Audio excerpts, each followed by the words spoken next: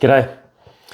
I've just finished a brief meeting and discussion with Eddie, our seminarian who's been here for the last 5.5 odd weeks, and I'm sure that you'd agree with me that he's had a terrific placement. He's fitted in seamlessly within our parish.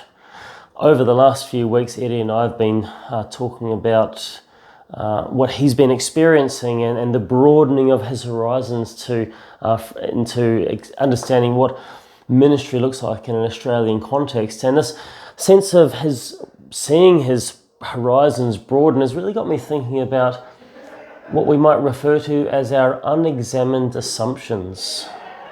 What's an unexamined assumption?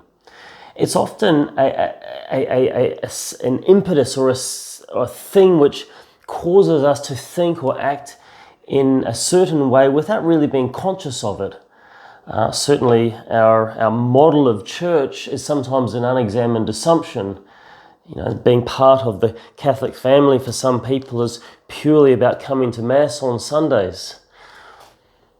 What are our unexamined assumptions about our communities and about the parish? Do we see the parish as separate from myself or my community?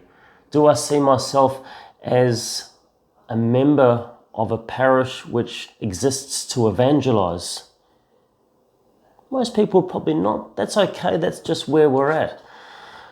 But when we consciously choose how we act, when we consciously seek to build a parish that exists to evangelize, which is to say that exists to welcome and journey alongside other people into faith, we start busting some of those unexamined assumptions.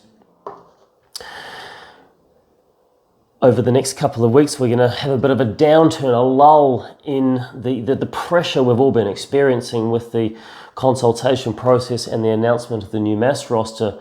And while some communities will be having discussions about how they're going to celebrate the 11th and 12th of January, which for some, unfortunately, is their last Masses, we need to look ahead. It's essential that we look ahead to the opportunities that will be presented before us.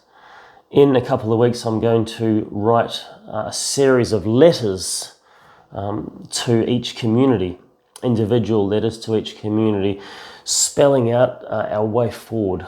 One of the greatest challenges that we're all experiencing is receiving positive messages, having a clear way forward rather than conflicting messages. And while there's been a lot of assumptions made in this whole process before the announcements, we do have an opportunity once we seek to understand how we're going to move forward.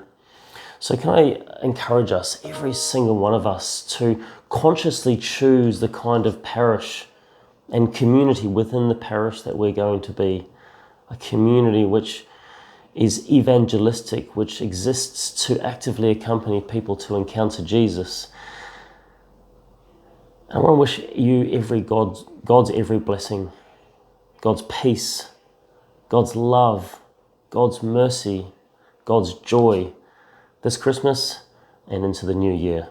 Peace be with you.